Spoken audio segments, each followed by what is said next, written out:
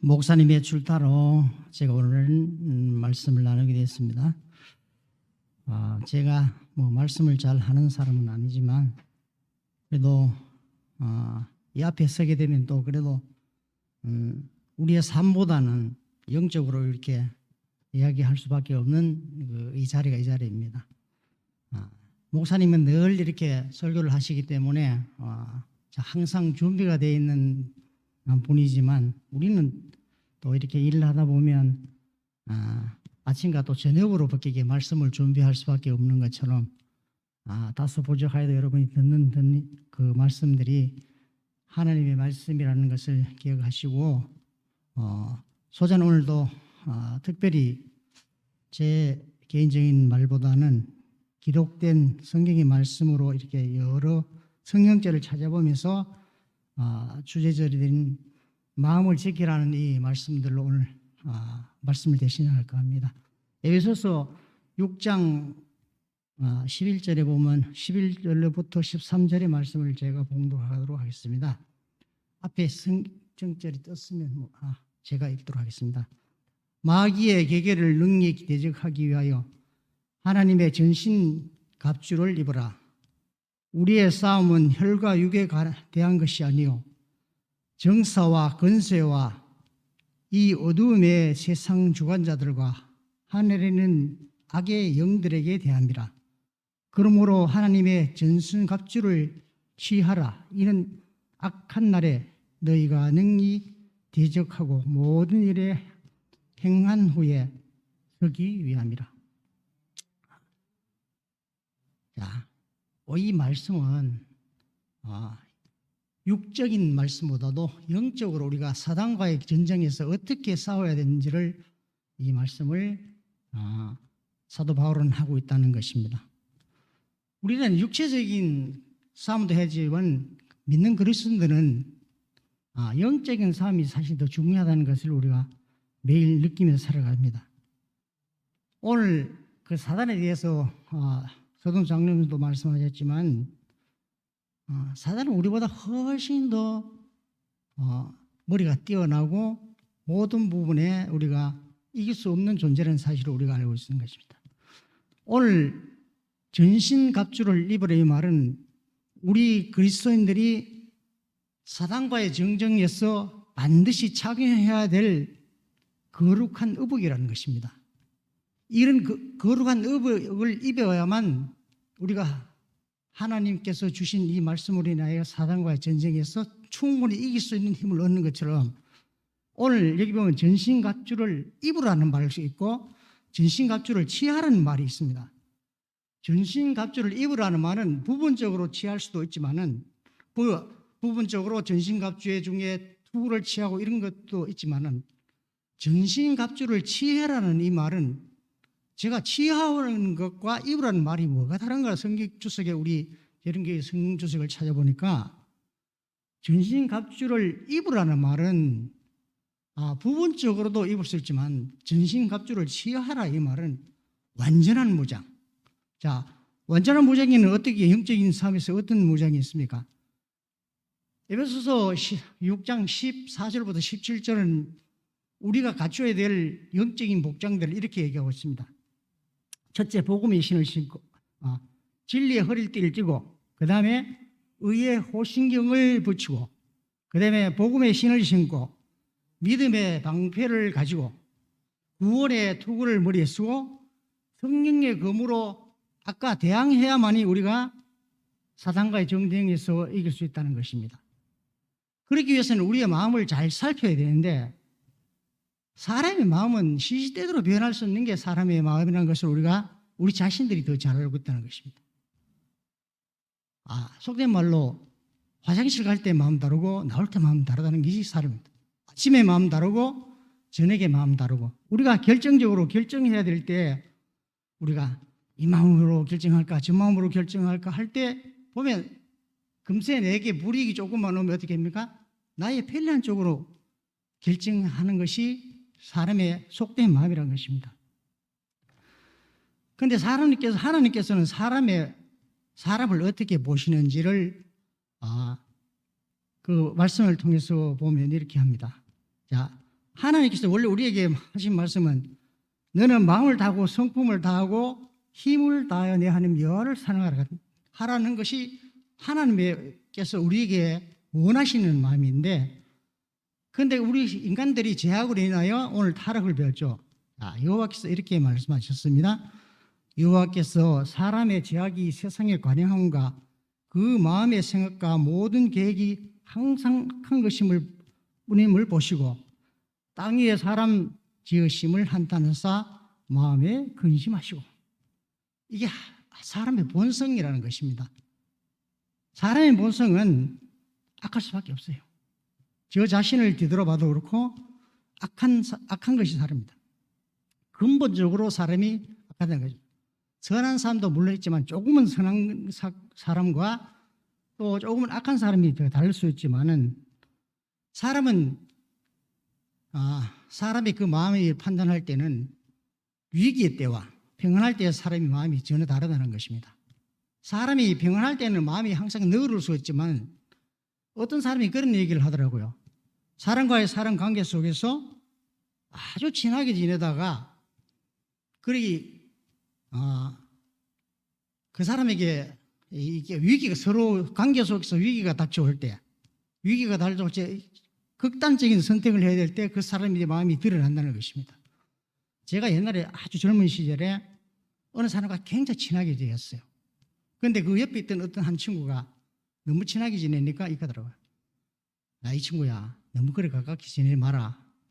사람은 낭떠러지에서 같이 함께 서 있게 되면 그 마음을 본심을 알 수 있다, 이렇게 얘기하더라고요. 그 사람 말이 결국은 맞는 얘기가, 그 사람이 불리할 때는 배신을 하는 그런 경우가 있더라고요. 그래서 사람의 마음은, 제가 이런 설교를 준비해서 생각해 보니까 사람의 마음은 항상 선한 것 같아도 우리의 속 사람은 악하다는 사실을 알 수 있다는 것입니다. 여러분, 말씀대로 사는 게 쉽습니까? 안 쉽습니까? 안 쉽죠, 그죠? 사람이 하나님의 말씀을 대로 살 때는 정말 힘든 것입니다. 우리가 신앙을 하기 위해서는 우리의 신앙의 습관이 정말 중요한 것입니다.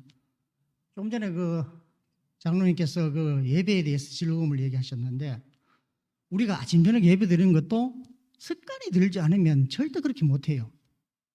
아침에 바쁜 시간에 언제 뭐 예배 드리고 출근할 수 있습니까? 만약의 경우 6시에 출근하는 사람이 예배 다 드리고 출근할 수 있습니까? 때로는 빠져요. 그런데 철저히 마음을 그쪽으로 둔다면 예배를 드리고 할 수 있다. 자, 신앙도 습관이다, 이런 목사님들이 많아요. 신앙도 마음이 길이 나야 한다는 것입니다. 처음 길이 중요한 것이지, 길이 나지 않는 곳에 사람이 가기가 힘든 것처럼 익숙해지고 길들여져야만이 그것이 습관이 된다. 언한 행동을 우리가 교정하기 위해서 아무리 작게 세월을 잡아도 3개월은 걸린다고 합니다. 우리가 잘못된 걸음걸이, 그것을 교정하는 데는 상당한 시간이 걸리는 것처럼 우리의 습관도 길들여지기 위해서는 상당한 시간이거든. 신앙이 힘든 이유는 마음의 길이 열리지 않았기 때문입니다. 마음의 길이 하나님께로 열리면 우리가 어떻게 해요? 신앙도 깊어지고 또 우리에게 그 하나님의 말씀이 정말 꿀과 같이 달게 느껴질 때가 있습니다. 그러기 위해서는 우리가 세상에 있는 것들을 또한 버려야 할 때가 많습니다. 우리의 심령 속에 버리지 못한 것들이 있기 때문에 하나님 말씀으로 채우지를 못하는 것입니다. 비우지 않고는 어떻게 해요? 채우지를 못하는 것입니다. 그래서 시편에는 주의 말씀은 내 발의 등이요 내 길에 빛이 나라고 이렇게 말씀합니다. 하나님 말씀이 우리를 보호하시고 인도하는 것입니다. 자, 사람의 마음을 또 한번 얘기합니다. 잠언에는 지킬 만한 것보다 더욱 내 마음을 지키라. 생명의 근원이 이에서 남이라고 이렇게 했습니다. 이 말씀은 요즘에는 마음을 지키라.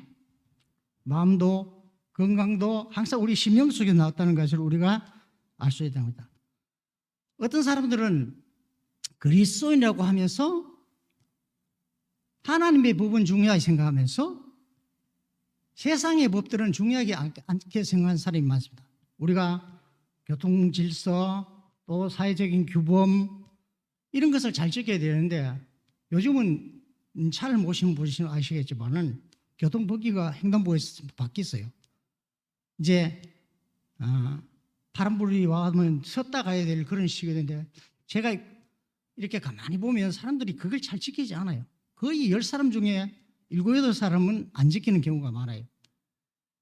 그 속에는 또 지켜야 할 법, 10계명이 우리 머릿속에 항상 있어야 되는 것입니다. 영적인 것을 우리에게 마음속에 우선순위를 두고 살아야 되는데 이렇게 말하는 저도 영적인 순위를 과연 우선순위를 두고 사느냐? 그렇지 않을 때가 많아요. 세상에 우리가 여러 가지 일들로 이렇게 세상 속에 살다 보면 인간의 도리를 다 못할 때도 있고 또 하나님의 말씀을 지키지 못할 때도 있다는 것입니다. 그러기 위해서는 우리가 밖으로부터 들어오는 악을 경계해야 된다. 마음을 지키는 것은 경계를 잘 해야 되는 것입니다. 경찰이나 군인들 이렇게 중요한 위치에 항상 경계를 서야 되는 사람은요, 잠을 깊이 못 자요. 왜 그런지 아십니까? 항상 비상 상태로 있어야 되기 때문에 전방에 사는 지오피에 사는 그 군인들은 항상 쪽잠을 잘 잔다고 합니다. 어느 순간에 비상이 걸릴지 모르기 때문에. 그러나 우리가 그렇게 긴장해서 사는 것이고 우리 일반 사람들은 그렇게 긴장해서 사는 것이 아니고 밖으로 들어오는 그 악들을 지키기 위해서는 우리가 영적으로 무장을 하지 아까 우리가 전신갑주를 입는 것처럼 영적으로 무장을 하고 있지 않으면 그 무장이 해제되면 우리는 그냥 사단에게 우리의 마음을 내줄 수밖에 없는 것입니다. 전쟁이 일어나도 왜 그렇습니까? 방비를 잘하고 있으면 절대 외부로부터 침입해서 적이 들어오지가 못하는 것입니다. 마음으로 지킨다는 것은 밖으로부터 들어온 것을 항상 경계를 해야 한다는 것이다.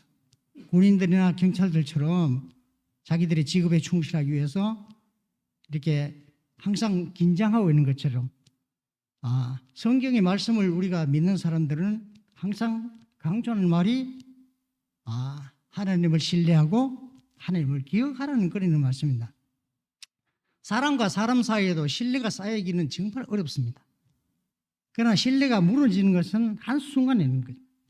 우리가 자식을 기를 때 자식의 마음과 부모의 마음은 전혀 다르다는 것입니다. 부모는 자식을 품어주는 입장에 있고 자식은 부모에게 그렇게 낳고 기르는데 필요한 것을 받는 입장에 있는 것입니다. 그런데 우리 하나님께서도 우리에게 마찬가지. 하나님께서 늘 주시기를 원하시지만 우리가 그 받는 만큼도 감사할 줄 모르는 그런 마음이 있기 때문에 우리의 마음이 참 좀 간사하다는 것입니다. 그렇게 우리가 만약 부모의 입장같이 하나님의 말씀을 이해하면 우리 마음이 평화로울 것입니다. 이게 설화인지 실화인지는 모르지만 옛날 조선 성종 시대 때 성종 임금이 백성들이 잘 사는가를 민정을 시찰하기 위해 가지고 내시 한 명을 데리고 아주 기본 시골로부터 이렇게 쭉 돌아다니면서 민정을 살피는데 어느 저녁이 되어서 갑자기 산길을 들어서는데 깜깜해졌답니다. 그런데 내시가 아무리 길을 찾아도 길을 찾지 못해가지고 이 산속으로 더 깊이 들어가려니까 어느 한 시골 사람이 저녁이 되어서 이제 메물죽을 쓰더랍니다. 그래서 성종이 배도 고프고 너무 지쳐서 그 젊은 사람에게 여보게 그 메밀묵 한 삽을 내가 얻어먹을 수 있겠나? 그랬더니 아이고야 들어오십시오 이러면서 집으로 이제 모시고 들어갔답니다. 모시고 들어갔는데 보니까 옆에는 그 노모가 아파서 병을 앓고 있는데 집이 사는 게 참 옹색하게 그렇게 살았던가 봐요. 그래서 그 사람이 이덕수라는 사람인데 성종 임금에게 메밀묵 한 사람을 떠주니까 배가 너무 고프니까 메밀묵이 얼마나 맛있겠습니까? 그럼 한 그릇 더 달라고 해서 또 한 그릇 더 먹었어요. 이제 3그릇을 먹었답니다. 그런데 이제 자기가 이제 배고픔을 면하고 보니까 눈이 떠지는 것입니다. 옆에 보니까 노모에게 그 메밀묵 먹고 있는 그 사람인 밥그릇은 텅텅 비어가지고 쫄쫄 굶고 있대. 내시와 그 사람은 쫄쫄 굶고 있고 임금만 배가 부르게 먹었다는 것입니다. 그래서 아이고 참 이 사람 미안하네. 내가 너무 배가 고파서 자네가 굶는 것도 몰랐네. 이렇게 하니까 아이고 괜찮습니다. 피곤하신데 주무시죠 하고 이렇게 재우고 난제 왕이 자기 신문을 속이고 왕궁으로 돌아가서 이제 서로 헤어졌답니다. 가기 전에 그 이덕스러운 사람과 성경임금이 같은 이시니까 그끼리 의형제를 맺었다고 그렇게 얘기합니다. 그런데 이 훗날 어머니 병세가 더 악화돼서 자기가 이제 치료할 수 없는 입장이 돼서 쪼매난 시위에 나가서 치료를 하니까 치료비가 너무 많이 들어가지고 도저히 치료할 수 없는 정도가 되었는데, 그리고 한 의원이 이렇게 얘기했다. 한양에 가면 아마 그 치료제가 있을 기라고 그렇게 했는데, 한양에 찾아가 보니까 그때 한 사람의 품삯이 몇 푼 이래 됐는데, 천냥이라는 아주 어마어마한 돈이 드는 그런 치료제라고 얘기합니다. 그래서 자기가 실망해서 집으로 올라고 이렇게 주막에 묵을 때 딱 성경하고 마주쳐가지고 만났답니다. 그래서 아이고 자네가 여기 왔는가? 그러니까 아이고 형님, 우리 어머님이 병세가 더 깊어져서 이제 제가 이곳 올라와서 병세를 낫기 위해 가지고 약을 구하려니까 너무 비싸서 못 산다고 그렇게 얘기했습니다. 그래서 성종임금이 그럼 자네 너럭하게 이러고 내보냈는데, 성종임금이 그 후에 어떻게 했겠습니까? 그 사람에게 어의를 보내고 집을 사주고 큰 돈을 하사하고 이래서 그 사람이 나중에는 그 여생이 편안하게 살았다는 그 설화인지 실화인지 모르지만 그 메밀묵 세 그릇을 인하여 그 평생에 그 삶이 달라진 것 같이 사람에게 선행을 베푸는 것이 얼마나 우리에게는 정말 중요한 일인지 모릅니다. 자,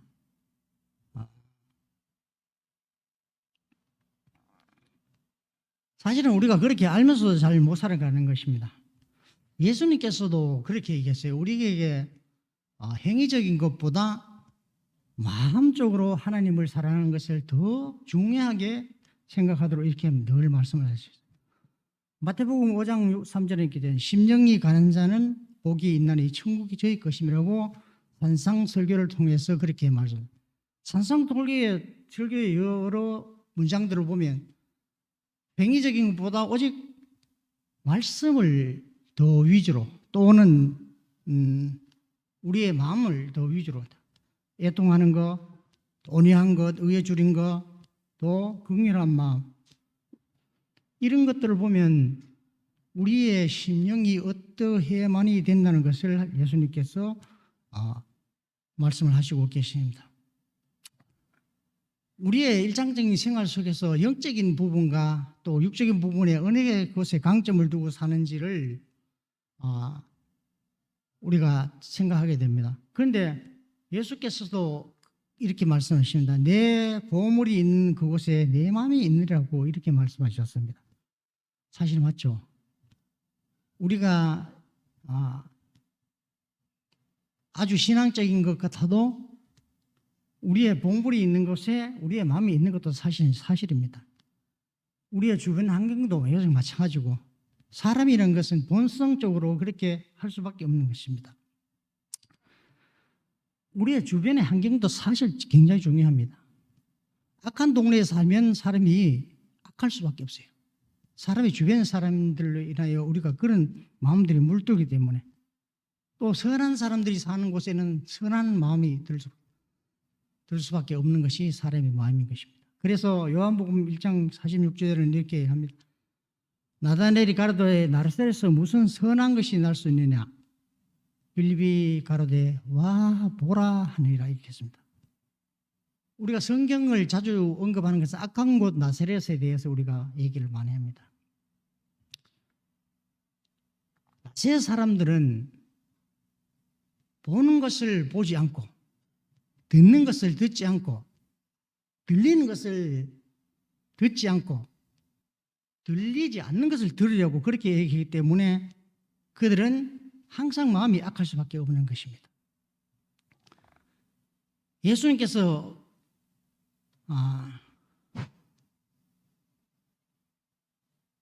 듣는 것을 듣지 않는 그들에게 경고의 말씀을 하는 것 같이 사단은 오늘도 우리에게 온갖 방법으로 우리의 마음을 빼앗는 것입니다.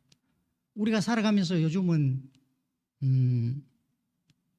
여러 가지 그 문명의 이기들이 발달되어서 우리에게 분주함을 사실 요구합니다. 분주함. 백수가 뭐 과로사 한다고 그렇게 얘기하는 것이 요즘 시대인 것처럼 사람은 가만히 자기의 본업을 하지 않아도 항상 마음은 분주한 것이다. 일상적인 거로 뭐 행동을 하지 않아도 마음이 분주함으로 인해 우리가 쫓기는 입장으로 또 그러고 요새 젊은 사람들이 특히 젊은 사람들 보면 참 위험하다는 생각을 많이 하는 것이 스마트폰입니다. 스마트폰. 이렇게 막 횡단보도를 건너는데도 보면 스마트폰을 들고 그거 읽고 지나가면서 하루에 그 스마트폰 보고 이게 사고를 당해서 죽는 사람들이 상당히 많다는 것입니다. 우리 그리스도인들은 또 조심해야 될 것이 음악과 노래인 것입니다. 음악은 그 어느 그 교회 지남인가 보니까 음악은 사람들을 단번에 침몰시키는 것이 아니고 서서히 우리의 마음을 빼앗아서 침몰을 시킨다고 그렇게 얘기하는 것입니다. 그 다음에 뭐 해로운 서적, 특별히 음식 문제. 우리 음식을 정말 정결하게 잘 가려 먹어야 되는데도 그래야만이 우리의 신체가 튼튼할 수 있는 것처럼 우리 마음속에 들어와 있는 악을 경계를 해야 되는 것도 사실인 거지만 외부로부터 들어오는 악도 늘 경계를 해야 된다는 것입니다. 우리가 살아가는 모습이 그리스도인 삶이 아니면 그리스도인다운 삶이 아니면 우리는 사단과의 싸움에서 실패하는 것입니다. 잠언에는 이런 말씀을 합니다. 감정 있는 자는 입술로는 꾸미고 속에는 개울을 뿜나니. 잠언 또 26장 25절에는 말은 좋을지라도 믿지는 말 것이며 그 마음에 7가지 가진 것이 있습니다. 사람이 말이 번듯하다 해서 그 사람이 정말 바르고 공명정대한 사람은 아닌 것입니다. 그 속에는 교만심과 이기심과 탐욕이 자리 잡고 있습니다. 누구나 다 그런 것입니다. 그러나 그것을 얼마나 잘 드러내고 행동하는 거가 중요한 것이지 우리가 말씀을 배움으로 인해 가지고 이것을 절제할 수 있는 것도 그리스도인의 한 덕목 중에 하나인 것처럼 마태복음에는 그렇게 얘기합니다. 입에 들어가는 것이 사람을 더럽게 하는 것이 아니라 입에서 나오는 것이 그것이 사람을 더럽게 하니라고 그렇게 말하고 있는 것입니다. 사람이 이렇게 생각하는 것도 어느 정도 자기 마음속에 걸러서 나올 때가 중요하지 그냥 막 말을 내뱉는 사람은 다른 사람에게 창과 같이 그 가슴을 찌르는 것입니다. 그래서 예레미야는 이렇게 말합니다. 만물보다 거짓되고 힘이 부패한 것은 마음이라 누가 이를 능히 알리오마는 이렇게 했습니다. 우리 마음을 스스로는 치료할 수가 없다는 것입니다. 우리 마음을 치료하는 것은 하나님께서 하십니다. 우리가 외적으로 상처를 입거나 어디 부러지면 의사에 찾아가 할 수 있지만 우리 마음을 치료하는 건 물론 정신의사에 이렇게 가서 치료를 받을 수는 있지만 근본적인 치유는 하나님께서 우리의 마음을 찾아오셔서 우리의 마음을 치료하실 때 그렇게만이 능히 우리의 마음을 치료를 받을 수 있다는 것이다. 우리의 삶은 하나님께 모든 것을 다 맡긴다고 얘기하지만 사실은 그렇지 않은 것도 많습니다. 우리가 먼저 행하고 난 뒤에 안 되면 하나님 제가 어떻게 할까요? 이렇게 하는 것도 많지 않습니까? 우리가 물어보고 또 따져보고 이렇게 해야 되는데 결국 하다 안 되면 어떻게 됩니까? 남을 탓하게 돼요. 이거는 뭐 다른 사람이 다른 사람이 이렇게 해서 안 돼. 결국 안 된 거면 식구들에게 탓을 하게 돼요. 당신이 그래서 이게 안 돼. 그래서 요한 1서에는 이렇게 얘기합니다. 사랑하는 자들아 영을 다 믿지 말고 오직 영들이 하나님께 속하였나 시험하라. 많은 거짓 선지자가 세상에 나왔습니다. 이게 정말 그리스도는 중요한 것입니다. 세상에는 그리스도 중에 존경받을 만한 사람들이 정말 많습니다. 그런데 존경받을 만한 사람이 끝까지 존경을 받으면 괜찮은데 그런 사람들이 어떤 때는 이상한 단체를 만들어가지고 소그룹의 모임이 난지에 점점 더 커지다 보면 그 사람이 교주가 되는 경우가 비일비재한 사실입니다. 하나님께서는 그렇게 원하지 않는데 그가 교주가 되는 것은 그의 교관심, 그 사람이 뛰어났다고 해서 하나님께서는 그를 기이 쓰시지는 않는다는 것입니다. 그래서 우리의 마음을 치료하기 위해서는 예수님께서 어떻게 우리에게 예수님께로 오라고 그렇게 초청해 말씀을 하신다는 것이다. 어떻게? 있는 그대로. 우리가 모양이 났으면 모양이 난 그대로, 또 아프면 아픈 대로. 우리가 마음을 다칠 때가 얼마나 많습니까? 세상에 살면서 속 상한 일이 얼마나 많습니까? 그러나 하나님께서는 우리의 상한 마음속에 이런 말씀을 주셨습니다. 이사야서 40장 22절에 이렇게 말합니다. 내가 내 허물을 빽빽한 구름 사라짐같이 내 죄를 안개의 사람같이 도말했으리 너는 내게로 돌아오라. 내가 너를 구속하였습니다. 우리 죄가 아무리 빽빽한 구름같이 많을지라도 하나님께서 사하시고 구속하여 주신다는 사실을 성경에는 기록되어 있습니다. 또 예수님께서 그렇게 말씀하십니다. 수고하고 무거운 짐진 자들아 다 내게로 오라. 내가 너희를 쉬게 하리라. 제가 제일 좋아하는 말씀입니다. 우리의 육적인 힘도 쉬어야 되지만 우리의 괴롭고 슬픈 마음들을 쉬게 하는 것도 하나님의 말씀입니다. 계시록 22장 10절에 이렇게 합니다. 성령과 신부가 말씀하시기를 오라 하시는도다. 듣는 자도 오라 할 것이요 목마른 자도 올 것이요 또 원하는 자는 값없이 생명수를 받으라 하시니라. 원하는 자는 다 오라고 합니다. 오라 우리가 굽혀 경배하자 하며 우리를 지으신 여호와 앞에 무릎을 꿇자. 이게 시편에 있는 말씀입니다. 성경에는 오라 말이 1900번이나 기록되었다고 하십니다. 우리 찬미가 323장에 큰 죄에 빠진 날 위에라는 이 가사를 지은 작사하신 그분은 여자분이십니다. 살롯 엘리웃이라고 한답니다. 이분은 유명한 작가였다고 합니다. 저는 뭐 사실 이 사람들이 그냥 예화를 드러낸 것으로 이렇게 알지만은 유명한 작가가 있는데 젊은 시절부터 많은 돈을 벌었다고 해요.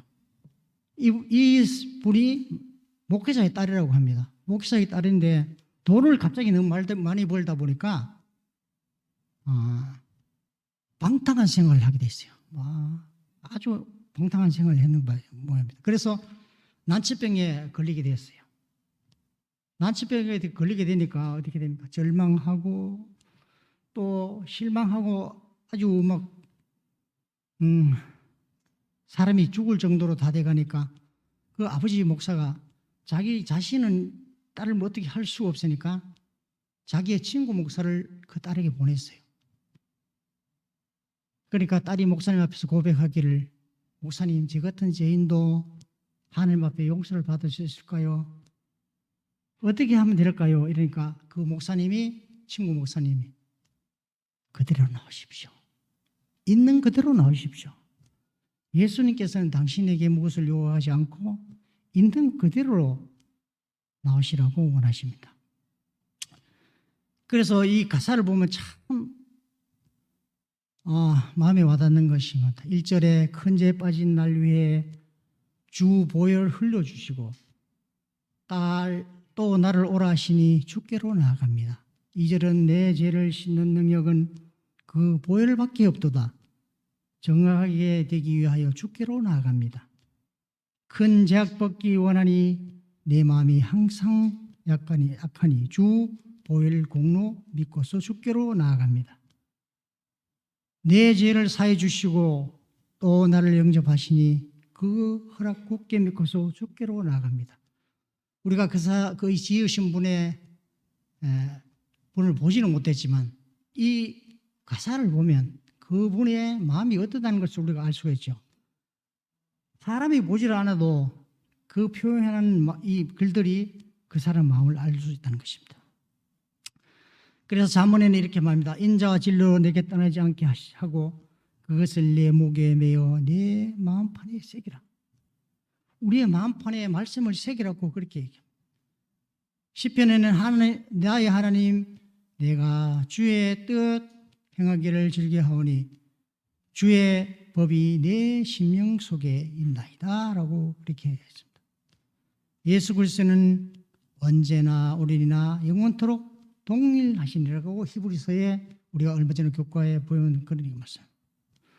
우리 그리스도인들은 사실은 칭찬과 위로를 잘 해야 된다는 것입니다. 칭찬에 인생한 사람들이 정말 많죠. 저도 뭐 그런 사람 중에 한 사람입니다. 요즘은 학교에서 배우기를 그렇게 배운답니다. 학생들에게 함부로 칭찬하지 말라. 부모들에게 그렇게 얘기한대요. 칭찬하면 애들이 교만해진다고 칭찬하지 말라고 그렇게. 그러나 칭찬은 고래도 춤을 춘다고 얘기합니다. 부모가 자식을 칭찬하는 건 진짜 맞습니다. 우리 하나님께서 우리들에게 잘하였도다 충성되고 착한 종아하고 그렇게 말씀하신 것 같이 우리는 하나님의 말씀에서 위로를 얻게 되는 것입니다. 세계에서 우리 한국 남성만큼 일을 많이 하는 사람은 없다고 합니다. 우리 한국 사람들은 진짜 일을 많이 한다고 합니다. 그런데 쉬는 방법이나 또 가정을 이렇게 다스리는 방법은 세계에서 꼴등이라고 합니다. 그래서 죽어라고 일만 하면 되는 줄 아는데 그건 아니죠. 사람이 양면적으로 다 잘할 수는 없지만은 그래도 가정 일이 다르고 또 사회 일이 다르고 어느 분야이든 간에 사람이 다 잘 특출하게 잘할 수는 없지만은 그래도 일만 너무해서 사람이 그 가정을 소홀히 함으로 인해 가지고 얻는 이익보다는 불이익이 더 많다는 사실을 우리가 알 수 있다.